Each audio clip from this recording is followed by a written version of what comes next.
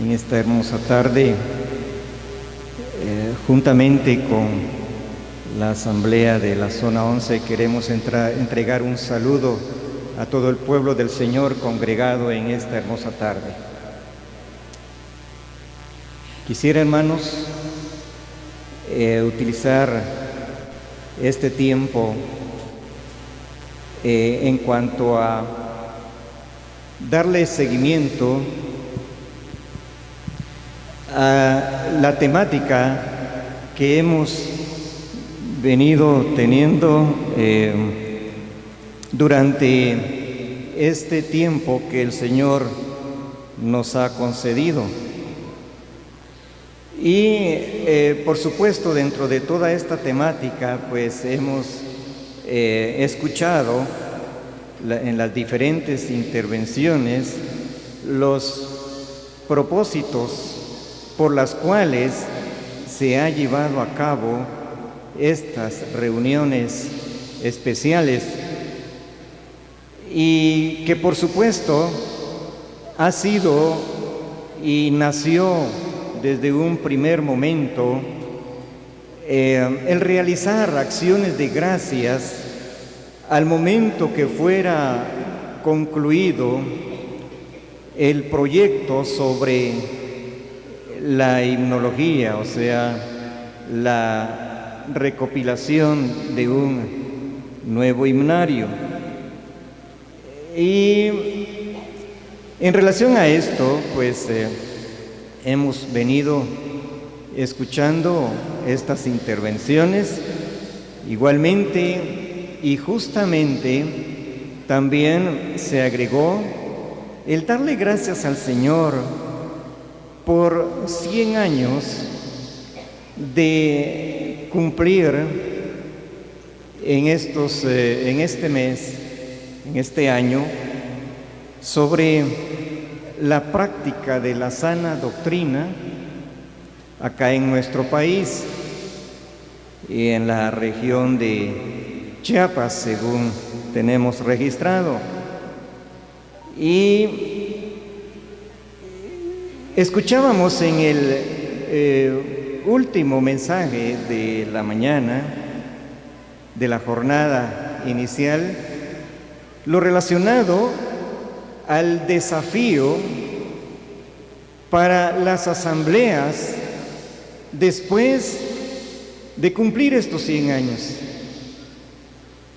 Y escuchábamos allí que dentro de esos desafíos vamos a pensar de que han transcurrido 100 años. Solo nos quedaría revisar en esa historia qué fue lo bueno, lo malo que se hizo, pero lo que más nos interesaría es esos desafíos hacia el futuro. Y a partir de allí escuchábamos que una de ellas era permanecer con la comunión, con la unidad entre asambleas. Como quien dice, ese es un desafío para de aquí en adelante, para pensar 100 años más, aunque hay dos situaciones en las que no nos atrevemos a decir que se van a cumplir 100 años más. Puede ser que así sea, pero ya nuestra generación ya no va a tener esa oportunidad de ver cumplidos esos 100 años. La otra condición es de que la promesa del Señor, que muy pronto vendrá por su pueblo, esa es otra condicionante. Así es de que no hay, como quien dice, no hay oportunidad para estar pensando y entreteniéndonos más en situaciones en las cuales no podemos avanzar aún más. Escuchábamos ese desafío de mantener la unidad, la comunión, y esto porque de alguna manera, revisando lo que ha pasado en años anteriores, como que ha sido una materia pendiente allí, como que hace falta trabajar más por esa comunión, por esa unidad que debe de haber dentro de las asambleas. Por supuesto, hay situaciones que han ocurrido muy escasas, esporádicas, pero ha habido intento, el enemigo ha intentado venir y hacer suya la obra y de ocasionar división, y que de hecho hubieron allí algunas asambleas que no vamos a mencionar mayor situación sobre este caso, pero lo que sí quiero resaltar es de que se constituye, según lo que escuchábamos del el hermano Apolonio, es ese desafío que queda para nosotros hoy, que estamos en esta generación y que nos corresponde sacar nuestra tarea. Puede ser que unos han trabajado más que otros, pero es necesario que en unidad se continúe el trabajo, y ese es uno de los desafíos hacia adelante, hacia el futuro. Otro de los desafíos que escuchábamos es en cuanto a la evangelización. Creo que hemos estado un tanto estancados en ese punto. Por eso el hermano Apolonio remarcaba también en cuanto a esto y hacía ese desafío. ¿Qué sería si cada uno de nosotros hoy congregados acá en este lugar nos proponemos que para dentro de un año tener un alma, cada uno por cada uno? ¿Cuántos seríamos? ¿Cuántos serían agregados a esta congregación? Es muy interesante pensar en estos desafíos después de haber transcurrido todo este tiempo, revisar en qué hemos fallado, revisar cada uno en dónde se ha quedado dormida la asamblea a donde pertenecemos. Es probable de que haga falta allí un trabajo determinado.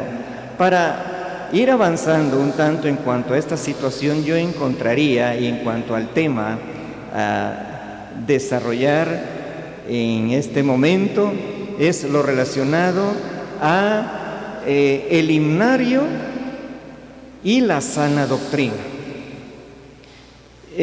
Por supuesto, yo estaría pensando en cuanto a otro desafío, agregar otro desafío a los que ya hemos escuchado, y es la práctica de la sana doctrina. Es un desafío para todos nosotros, los que hoy estamos al frente, los que estamos iniciando un trabajo, continuar con ese trabajo arduo, por supuesto, que han hecho muchos siervos del Señor que han quedado en el camino y que muchos de ellos también ya no están con nosotros. Pero ese es otro de los desafíos de los cuales podríamos pues tener.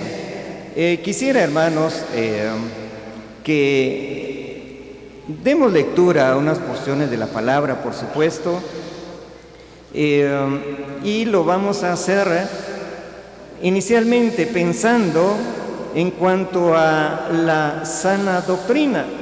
Encontramos acá en la segunda carta a Timoteo, en el capítulo 3, versículos 16 y 17. Encontramos nosotros acá esta escritura que nos dice, segunda carta a Timoteo, capítulo 3, versículos 16 y 17. Dice: toda la escritura es inspirada por Dios y útil para enseñar, para redarguir, para corregir, para instruir en justicia, a fin de que el hombre de Dios sea perfecto, enteramente preparado para toda buena obra. Alabado y bendecido sea el nombre del Señor. Con esta lectura estamos encontrando acá en nuestra Biblia, en la Escritura, precisamente para darle importancia y relevancia en donde está la sana doctrina, en donde encontramos la inspiración de nuestro Dios. Y es precisamente cuando leemos aquí que toda la Escritura es inspirada por Dios, estamos pensando en las Escrituras que nosotros hemos conocido, donde está todo lo relacionado a la forma como la iglesia debe de estar sustentada a través de toda una serie de doctrinas que encontramos acá en esta palabra. Dice, toda la Escritura es inspirada por Dios y útil para enseñar, para redarguir, para corregir, para instruir en justicia, con un propósito. Es que el Señor quiere una iglesia sin tacha, una esposa como el símbolo, la figura que encontramos también en la Escritura, vestida de blanco, preparada, que se esté preparando para ese encuentro del novio. Dice, a fin de que el hombre de Dios sea perfecto, enteramente preparado para toda buena obra. Igualmente, allí siempre en esta misma carta tenemos otro versículo y dice en el capítulo 1 y versículo 13, dice, retén la forma de las sanas palabras que de mí oíste en la fe y amor que es en Cristo Jesús.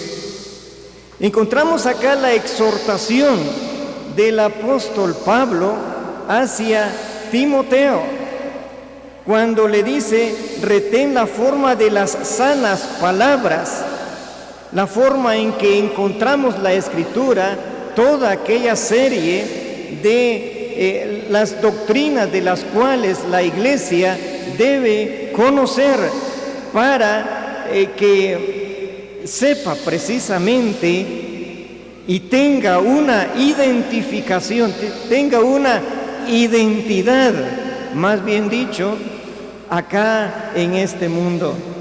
Esa identidad que le da precisamente toda esa serie de doctrinas.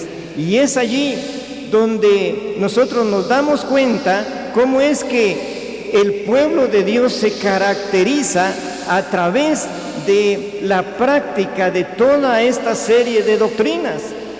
De esa manera encontramos pues acá en la palabra del Señor, todo es cuestión, y este es un desafío tanto para los obreros, para los siervos del Señor, para los predicadores, para el pueblo del Señor completamente, de que si ustedes ven que en su asamblea no están teniendo ese conocimiento de las doctrinas fundamentales de la iglesia, pues exíjanles, díganles, exprésenles las dudas que hay alrededor de cuántas falsas doctrinas, y precisamente contra todo lo que es falso es necesario que todos nosotros estemos preparados para hacerle frente a esas doctrinas erróneas precisamente.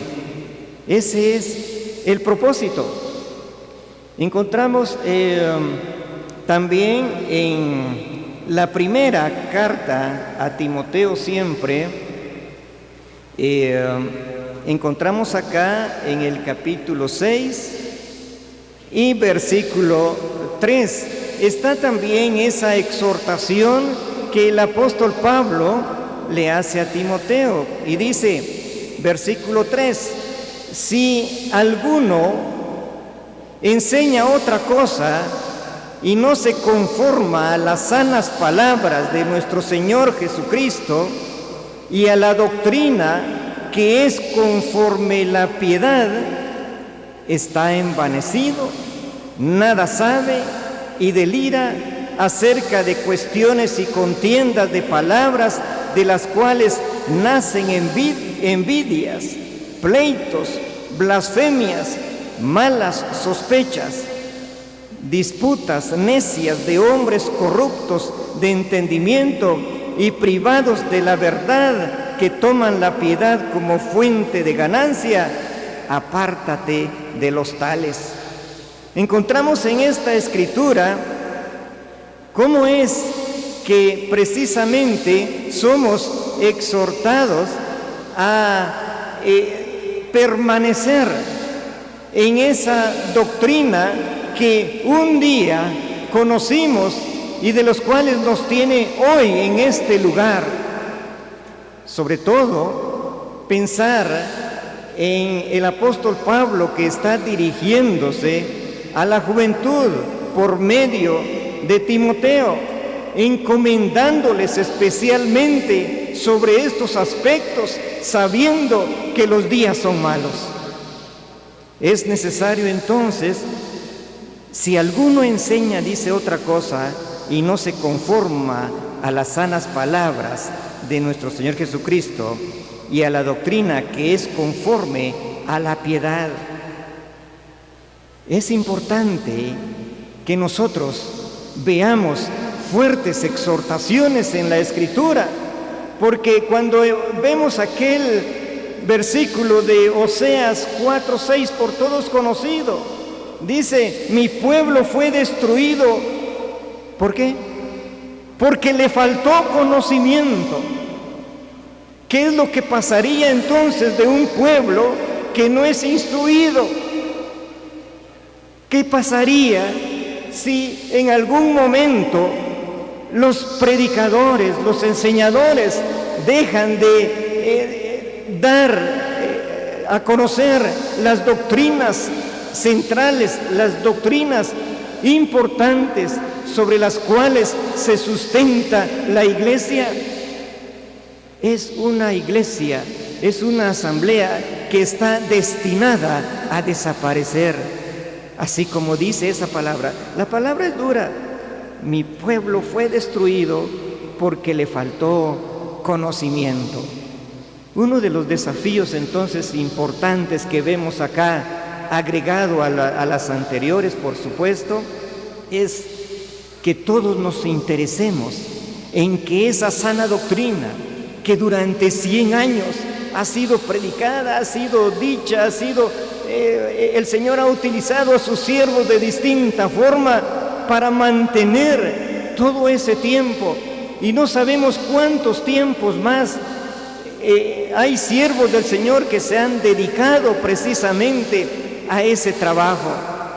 Ya escuchábamos dentro de la historia de la iglesia, desde el inicio de la iglesia primitiva, y todo el desarrollo que se ha dado a través de los siglos y llegar hasta nosotros, cómo el Señor ha permitido que esté allí la doctrina de Él, esperando por aquellos siervos diligentes que van a escudriñar, que han encontrado en la Escritura precisamente todas esas doctrinas.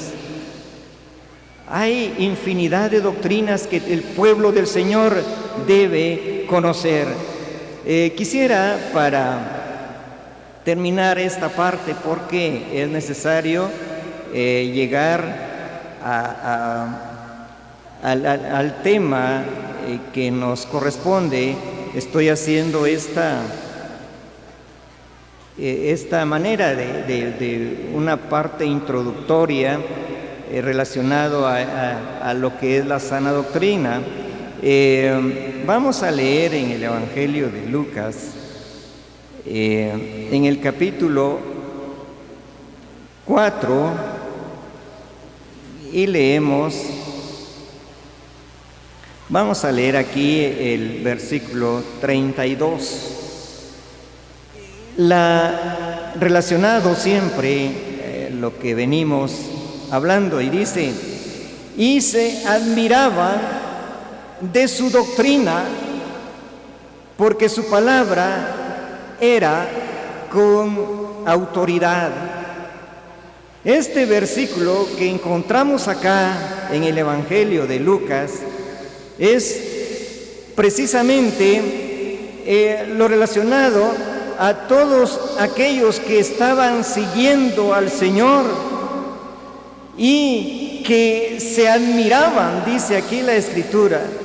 Ellos, la forma, solo pensemos, la forma en que probablemente les estaba hablando nuestro Señor sobre la implementación de su doctrina era completamente extraña, pero que sin embargo ellos la veían que tenía autoridad, como dice acá la Escritura, que se admiraban de su doctrina porque su palabra era con autoridad.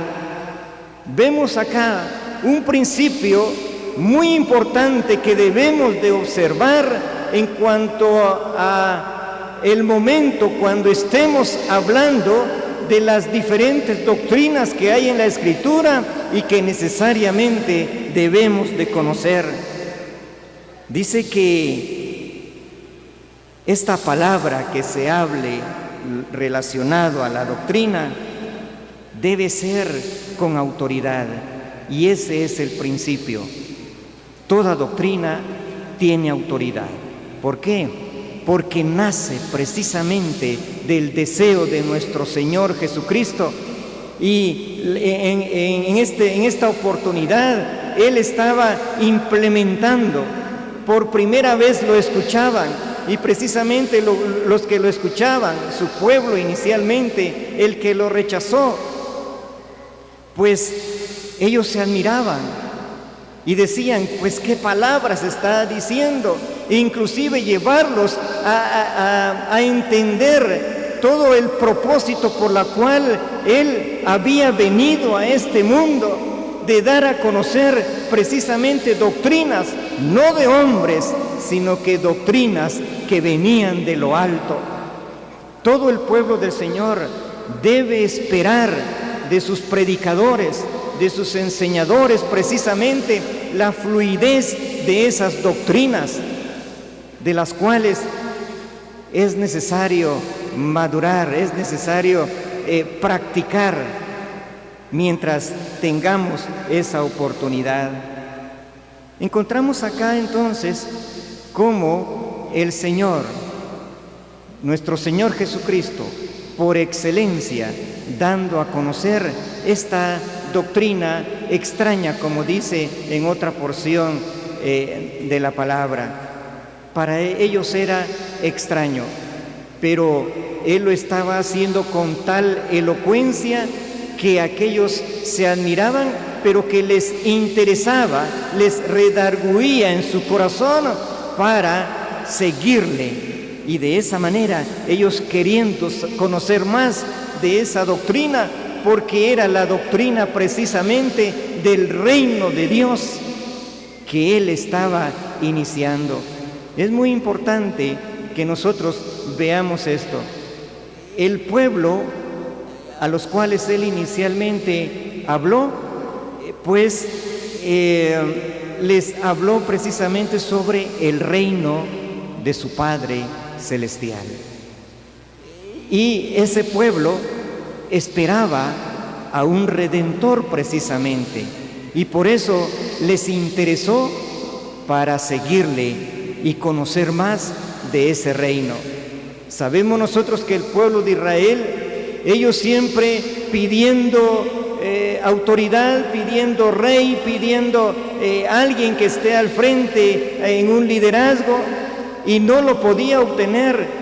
Cuando escucharon al Señor, pues se dieron cuenta que allí estaba el rey que ellos esperaban. la persona que ellos deseaban para que los pudieran abrigar, para que los pudieran defender del enemigo precisamente. Es importante, la verdad es que este espacio es muy corto para extendernos en estos temas. Únicamente estamos dando acá lo importante que debemos nosotros de saber y de alguna forma interesarnos en conocer más.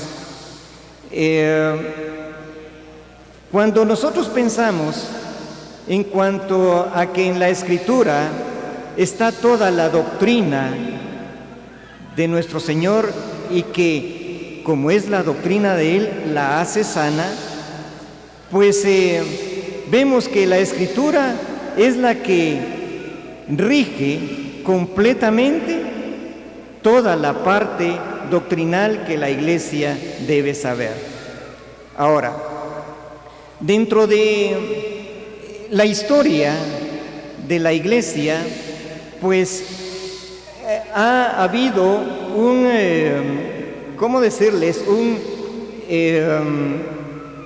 espacio por medio de la cual era necesario dar a conocer las diferentes doctrinas. Y una de ellas es precisamente el canto y los himnos, precisamente. Y vemos nosotros que en la iglesia primitiva ellos cantaron himnos. ¿Qué himnos cantaron?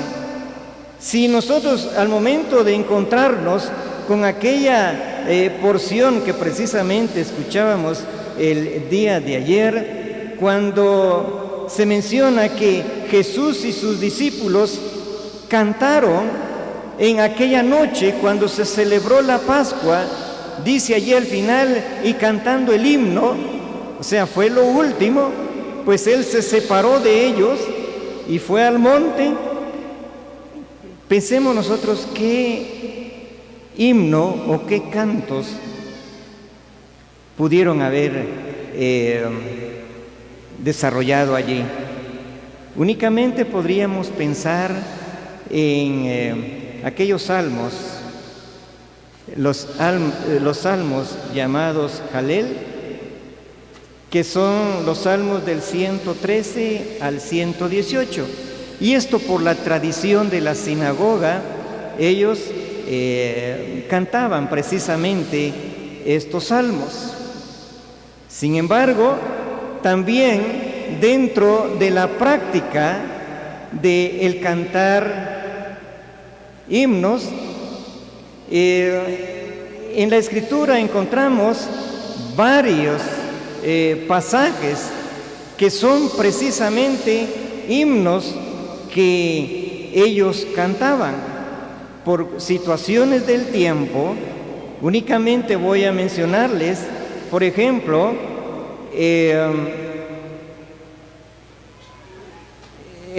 aquel himno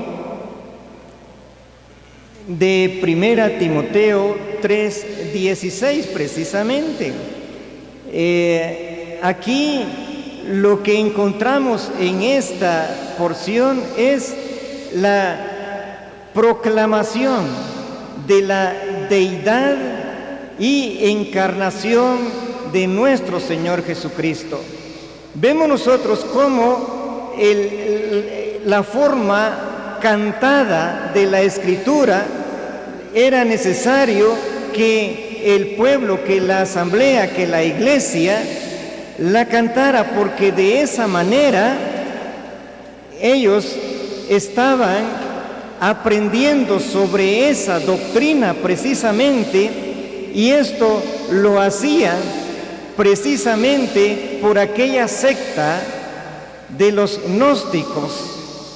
Y es allí donde encontramos nosotros la diferencia entre sana doctrina y doctrina errónea, que los gnósticos estaban igualmente haciendo sus predicaciones en cuanto a el origen de nuestro Señor Jesucristo, y con este canto, pues el pueblo del Señor conocía la verdad, les enseñaba sobre precisamente la encarnación de nuestro Señor Jesucristo, su deidad, y que por lo tanto no le iban a hacer caso a lo que decían aquellos grupos que llevaban doctrinas diferentes. Vemos la importancia de el cantar himnos. Por ejemplo, si ustedes se dan cuenta, algo que identifica a las salas evangélicas, a las asambleas cristianas, ¿qué es? Vemos nosotros de que todos los hijos de Dios, los cristianos, llevan su Biblia. Pero cuando de repente ven y dice, pues llevan un libro adicional, ese es el himnario. Luego, cuando nosotros vemos eso, dice, ellos son de sana doctrina, ellos son de alguna sala. Es una identificación, porque se encuentra en el himnario una herramienta muy importante en la cual es necesario que conozcamos nosotros, que ese himnario no es doctrina propiamente, sino que es la práctica de la doctrina que está contenida allí en los himnos. Precisamente cuando pensamos en un himnario, pensamos en que es una recopilación de varios himnos de diferentes autores, y que por lo tanto es necesario y tener cuidado de saber qué himnos estamos cantando, por qué los estamos cantando. De esa manera es como ayuda este himnario. Filipenses, de todo conocido, que encontramos en el capítulo 2, 6, 11, esta también era una canción, y que esta canción, este himno, este canto, enseña sobre la encarnación de Cristo también, y a la vez también anima a los creyentes para su vivir en este mundo, siguiendo el ejemplo por excelencia, nuestro Señor Jesucristo. En Efesios capítulo 5, versículo 14, también encontramos acá que es un himno que animaba a los creyentes a levantarse y vivir su vida cristiana como debería ser, como el Señor esperaba. También exalta a nuestro Señor Jesucristo como el que brillará, y el creyente recibirá el resultado del brillo precisamente de nuestro Señor Jesucristo. Igualmente, Colosenses, que es necesario que le demos lectura. El himno es otro himno que encontramos aquí en Colosenses. Nos dice acá, voy a ver si aquí está, es el capítulo 1, versículo 15 al 20, dice, ustedes se van a dar cuenta por la lectura y cómo se identifica. Dice, Él es la imagen del Dios invisible, el primogénito de toda creación, porque en Él fueron creadas todas las cosas, las que hay en los cielos y en las que hay en la tierra, visibles e invisibles, sean tronos, sean dominios, sean principados, sean potestades, todo fue creado por medio de Él y para Él, y Él es antes de todas las cosas, y todas las cosas en Él subsisten, y Él es la cabeza del cuerpo, que es la iglesia, el que es el principio, el primogénito de entre los muertos, para que en todo tenga la preeminencia, por cuanto agradó al Padre que en Él habitase toda plenitud, y por medio de Él reconciliar consigo todas las cosas, así las que están en la tierra como las que están en los cielos, haciendo la paz mediante la sangre de su cruz. Vemos acá entonces este himno que alaba a nuestro Señor Jesucristo por lo que Él es y por lo que Él ha hecho en nuestras vidas. Cristo como nuestro Creador, en su divinidad, en su resurrección y en su reino, en su eternidad, en su obra redentora y su posición como cabeza de la iglesia. Esto es lo que contiene este himno. Por eso, cuando se nos fue encomendado este proyecto de la himnología, tuvimos mucho cuidado en cuanto a los himnos, si iban a ser modificados en algunas palabras, por qué se iba a hacer. Y por eso, en la estructura nueva que hay en nuestros himnarios actualmente, ustedes van a ver referencias bíblicas, porque el afán de poner esas referencias bíblicas fue con el propósito de fundamentar cada tema, cada himno allí establecido. Y de esa manera es como se hicieron esos arreglos. No fue de un pequeño grupo, fue de muchos alrededor de nuestro país. Inclusive hermanos del estado de Chiapas también colaboraron en este arduo trabajo. Esa es la estructura, y también contiene una estructura en la cual está agrupado por temas, en la cual no podemos perdernos en cuanto a la realización de los diferentes cultos o servicios que realizamos. De esa manera es como encontramos los temas al principio de nuestro himnario,